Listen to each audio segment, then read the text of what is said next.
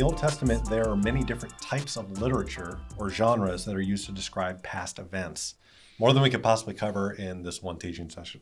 So instead of trying to cover them all, I want us to focus on one of the main kinds of literature used to do this, historical narrative. Historical narrative passages describe past events through telling a story. So examples of historical narrative would be stories from the lives of the patriarchs in Genesis, or stories in the book of Judges, stories from the life of David in 1st and 2nd Samuel. That's what we're talking about. In the Old Testament, we see these individual episodes that are clearly self-contained stories while also being connected to their surrounding context. These stories typically involve tension and release. There's some sort of conflict within them that is addressed.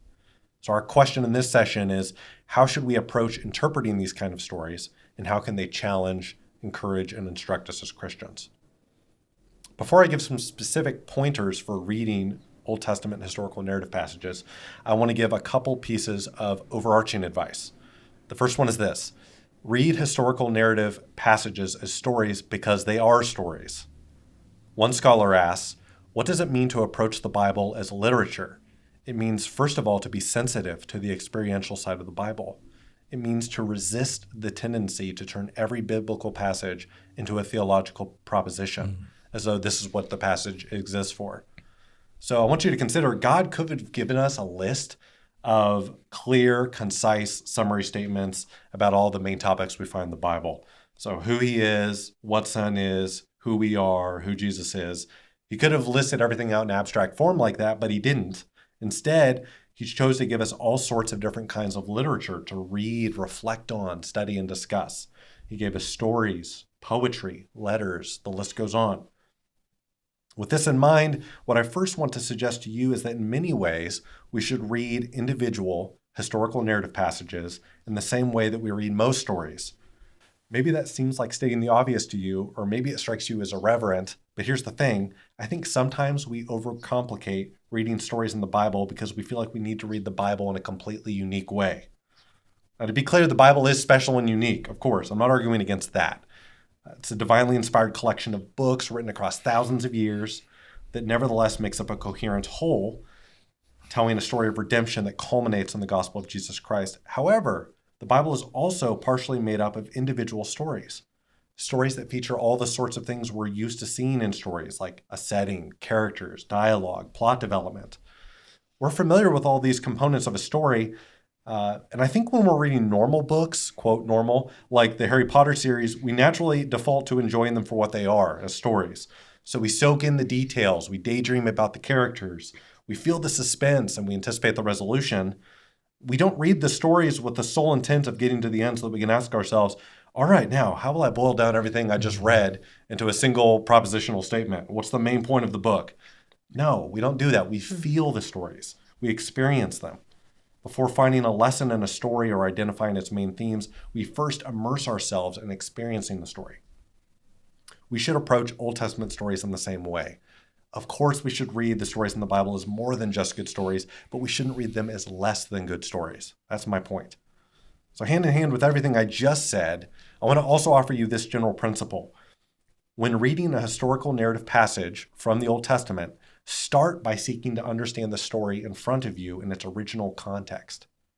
So before any text is fulfilled in Jesus Christ and the realities of the new covenant, it meant something in its original historical and literary context to its original hearers or readers. Resist the urge to immediately jump to Christ in an attempt to find a way to make an Old Testament text feel relevant to your Christian walk. Too often, this will only lead to reading the story poorly. Applying the story to your life as a Christian is an important step, but it should only come after understanding the story in its original context. So now I want to move into a section where I'm just going to give you a bunch of principles or pointers for how to interpret historical narrative passages from the Old Testament. But the first thing I want to say before I start with all those is that there is no silver bullet method for interpreting stories. By its very nature, a story is more ambiguous than, say, an essay or an epistle. Leland Ryken, professor of English at Wheaton College, gets at this reality when he writes, literature always calls for interpretation. It expresses its meaning by a certain indirection. The statement that our neighbor is anyone whom we encounter in need of our help is direct and requires no interpretation. By comparison, Jesus' parable of the Good Samaritan requires a reader to determine what the details in the story add up to. So keeping the relative ambiguity of stories in mind, now I'm going to offer a number of strategies that I recommend you incorporate. And bear in mind that this list is by no means exhaustive. It could go on a really long time. The first is to read the story multiple times, or at least once slowly. And this is pretty obvious why this would be helpful. If you read a story multiple times, you're going to pick up things that you would have missed if you only read it once. Or if you read it slowly, you're going to pick up on things and make connections in a way that you wouldn't if you read it super fast. Especially when it comes to Old Testament stories that we're familiar with, things that should amaze us or shock us or disturb us or delight us tend to have a far more muted impact than they should. Sometimes an Old Testament passage is so familiar to us that it doesn't have the impact that it should on us. So for example, the beginning of the book of Jonah should be shocking to us. God tells Jonah, "Get up, go to the great city of Nineveh and preach against it because their evil has come up before me." And then the text says, Jonah got up to flee to Tarshish from the Lord's presence. This is wild, a totally unexpected response from a prophet of God. This response by Jonah to God's call shocks and immediately hooks us as a reader, setting up the rest of the story that follows, or at least it should. When reading an Old Testament story, I want to encourage you to slow down, read intentionally, and really try to imagine that you're hearing the story for the first time. The second principle is to consider the setting of the story. Take note of the time and place, or places in which a story occurs, because sometimes these are important factors. For example, the beginning of the book of Ruth reads, "During the time of the judges, there was a famine in the land. A man left Bethlehem in Judah with his wife and 2 sons to stay in the territory of Moab for a while." At least 2 things stand out to me from this introduction. First is the time of the judges refers to the era of Israel's history described in the book of Judges. In short, it was a time marked by rebellion against God and the chaos that ensued as a result. Therefore, if I'm familiar with that book of the Bible, as a reader, I am on edge right off the bat, and I might well expect the story told in Ruth to be a disturbing one. Now, as it turns out, Ruth's story is a happy one overall. She's remarkable in her devotion, and Boaz is a laudable figure. So in a way, the introduction is a bit misleading. It sets us up as readers, but it does so in such a way that a certain amount of tension is introduced into our minds right from the outset. The second thing that it makes me think is the time of the judges describing this awful time in Israel's history. It kind of makes me lean in the direction of viewing this man's decision to uproot his family and go to Moab in a negative light. After all, this was a time marked by lawlessness and rebellion against God. I could be wrong about that, but that's where the ambiguity of stories comes in. I do think that's probably a right way to lean. It's an example of how the setting of a story can give you a clue on which to latch onto and interpret the story in a particular way. The third pointer is to identify the characters and what you know about them, both from this particular story and elsewhere. When you're trying to get a handle on a character, consider the following questions. How is the character described in the story? Does the character say anything in the story? What does the character do or not do? Does the narrator tell you anything about the inner thoughts or motivations of the character? As an example, you may remember that when King Saul was pursuing David out of jealousy and anger, David twice had an opportunity to harm Saul, but he didn't take advantage of it on either occasion because he so revered Saul as God's anointed king. On the first such occasion, we read in 1 Samuel 24, when Saul came to the sheep pens along the road, a cave was there, and he went in to relieve himself. David and his men were staying in the recesses of the cave, so they said to him, "Look, this is the day the Lord told you about. I will hand your enemy over to you so you can do to him whatever you desire." Then David got up and secretly cut off the corner of Saul's robe. Afterward, David's conscience bothered him because he had cut off the corner of Saul's robe. He said to his men, "As the Lord is my witness, I would never do such a thing to my Lord, the Lord's anointed. I will never lift my hand against him since he is the Lord's anointed." David's words here to his men, as well as the fact that the narrator tells us David's conscience bothered him, tell us what kind of a man David is. This is a man of integrity. David cares more about living faithfully before God than getting the upper hand over his enemies at all costs. That's the takeaway. Of course, there's more to David's story, or there's more to David's life than what's recorded in this Old Testament story. He too is shown to be deeply flawed, but within the context of this story, that is the characterization of David. The fourth pointer is to take note of anything that's repeated. Oftentimes, specific details mentioned in an Old Testament story turn out to be important, but not always. Sometimes they just seem to be there to add color to the story. Repeated details, on the other hand, are almost always important to understand a story. For example, a phrase might be repeated that is important to the overall theological message of a story.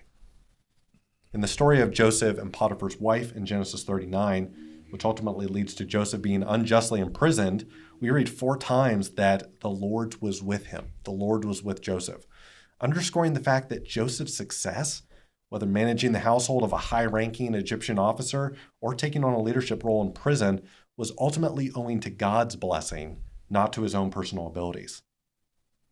The 5th pointer is to pay attention to any dialogue. Old Testament stories are sometimes very short.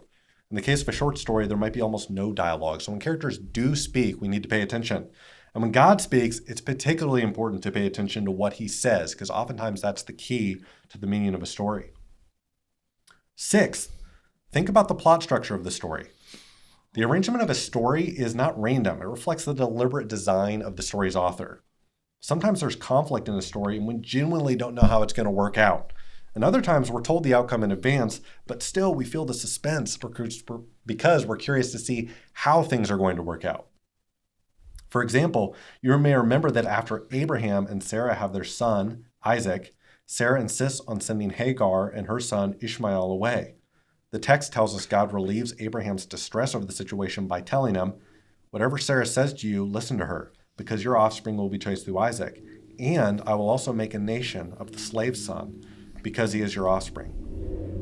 So we as readers know that God has determined to provide for and protect Hagar and Ishmael, but we nevertheless still care to see how the story plays out.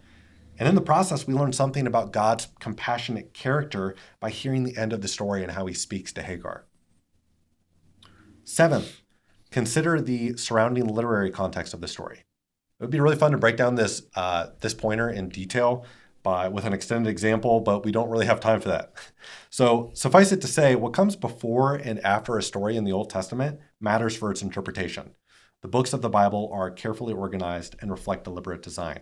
And as an example, I would recommend you read Genesis 12, 10 through 20. This is the story of Abram and Sarai's sojourn in Egypt. And I would recommend you read that passage in the light of God's promises to Abram in Genesis 12, 1 through 3. In this story, there's a tension between God's promise to protect Abram and Abram's level of trust in that promise, or the lack of it. Nevertheless, despite Abram's shortcomings, we see that God does protect and bless Abram through the experience, which tells us something as readers about how the power of God's promises stacks up against the reality of our imperfections. 8th, this is the last pointer, consider the story at the covenantal historical level. Basically, what that means is whenever you read a story, you should ask yourself, where does this story fall on the timeline of God's dealings with humanity? What covenants has God made that precede the story, and how might they be relevant? On the other hand, what hasn't happened yet? Oftentimes, requirements of the Mosaic Law are meant to affect how we read a particular story. So, for example, when we get to the part of 1 Kings, where King Solomon's wealth and prosperity is described, our ears should perk up at the mention of his many horses imported from Egypt and his many foreign wives, since the book of Deuteronomy explicitly forbids these things of Israel's king. We are meant to make that connection as readers. As always, when reading historical narrative passages, remember that description is not necessarily prescription. In other words, just because a story in the Bible describes something doesn't necessarily mean that God approves of it. That would be a principle that could apply to lots of the Bible, lots of the narrative in the Bible. All right, now that we've covered some pointers for how to read Old Testament stories in their original context, we're ready to consider how these stories relate to Christ. The first thing to note is that every story of the Old Testament can be seen to point to Jesus in some sense. What I mean by that is that all Old Testament stories reflect the broken, sinful condition of humankind and the fallen world in which we live. We all sin and we all suffer in the world. These aspects of a story present us with an opportunity to consider our need for God to intervene on our behalf and to save us, both from ourselves and from the forces in the world that mean to do us harm. God's ultimate solution to overcome human sin and his ultimate answer to human suffering is found in the person and work of his Son, Jesus Christ. Jesus explains that he came to seek and to save the lost. Colossians 1:19 through 20 says, "For God was pleased to have all his fullness dwell in him, and through him to reconcile everything to himself, whether things on earth or things in heaven, by making peace through his blood shed on the cross. And earlier in that same chapter, Paul writes, he, that is God the Father, has rescued us from the domain of darkness and transferred us into the kingdom of the Son he loves. In him we have redemption, the forgiveness of sins. All Old Testament stories, this is the point, all Old Testament stories point to Jesus in the sense that they reflect something of our fallen condition that we need saving from.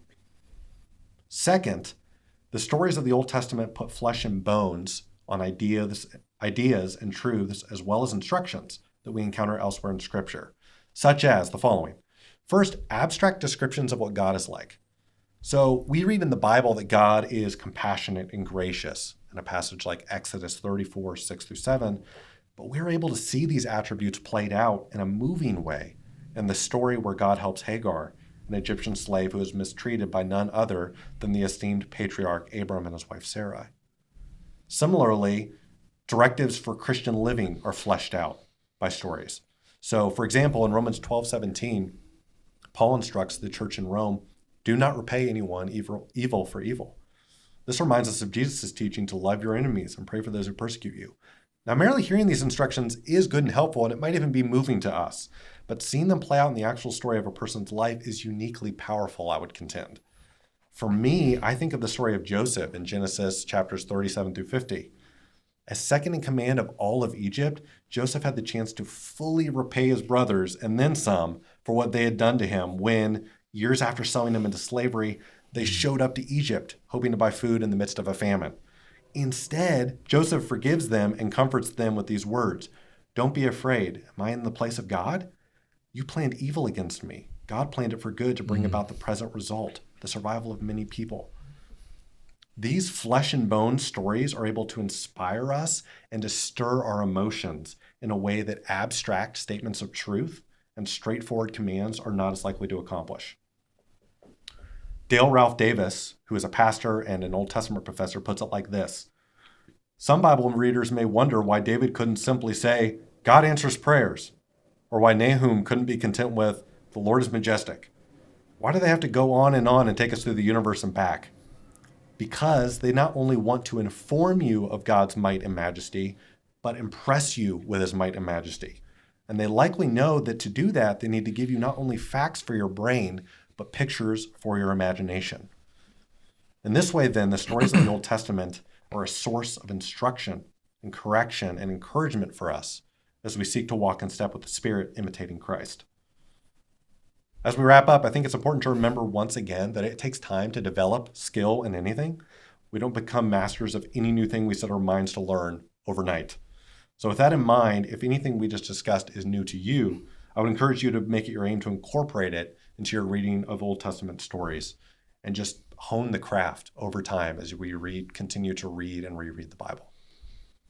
Any questions or thoughts you guys have about that, about the topic of reading historical narrative in the Old Testament?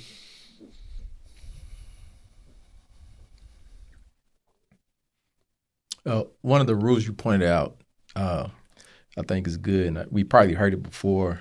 I remember Jamal mentioned it in preaching is, this is description, not prescription. Mm-hmm. So I think that's really something, because you read a lot, and sometimes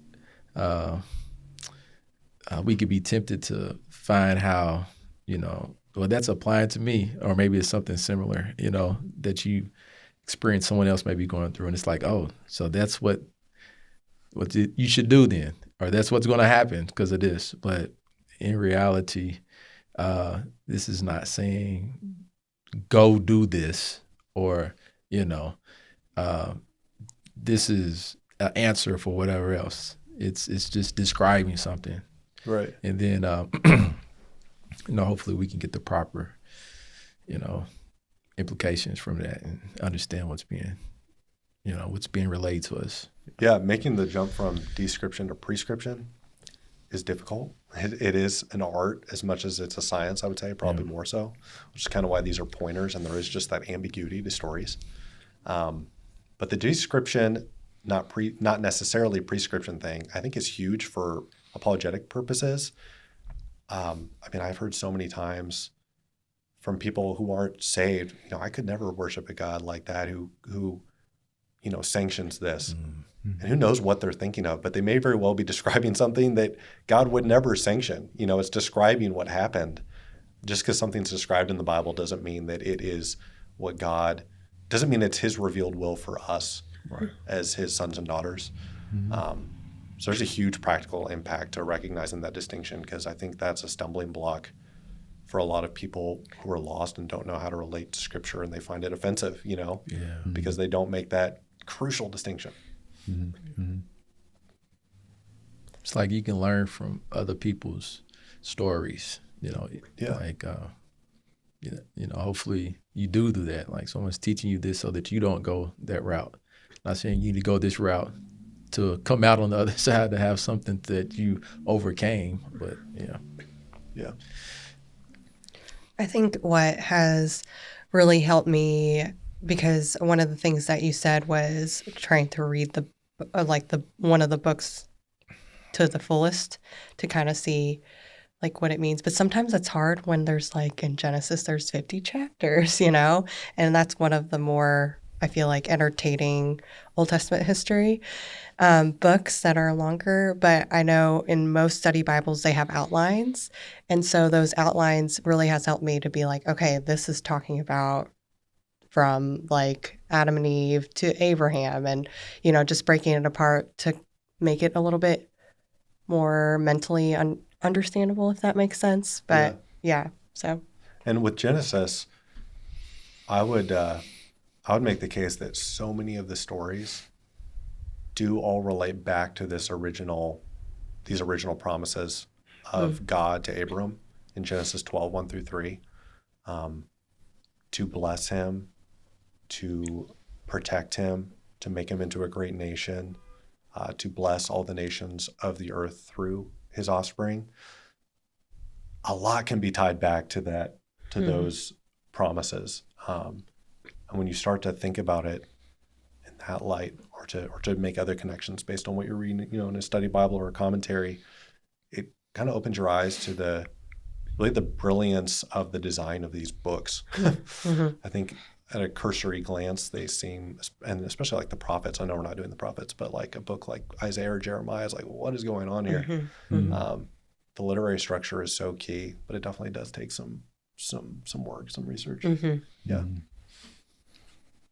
Yeah, that's the other point I really enjoyed too. Is just the fact like historical narrative is framed up in a way that kind of engages your creative faculties, like, and just, we serve a God who is a creator, right? But like, we said that Jesus tells all his stories and parables, right? But like to be able to just read through historical narrative and just be able to contextualize things and get your mindset in a position where like what are they thinking at the time, and not just a matter, because like it was very true to say, like what you said earlier on, just like God could have just put a bullet list together and be like, Adam came, he did this, he failed, and like this, and just very unengaging. But be able to for Moses and those authors be able to put it in a way where it's kind of like in just a historical narrative, a story, right? Definitely engages your senses more and gets more of the personal, I don't know, like in a way that's more engaging than just like, here are the facts and that's it, right? Absolutely. And even if we're in a part of Scripture where we do just hear the facts and we meditate on it, we're moved by it, I wonder how much of that is subconsciously informed by these stories that we know, like they are ingrained in us.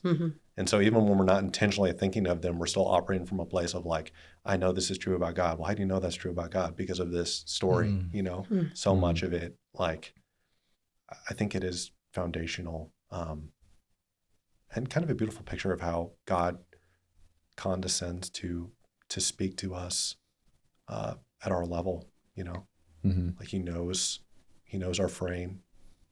He knows that we need that. I think like we're built for that. Yeah.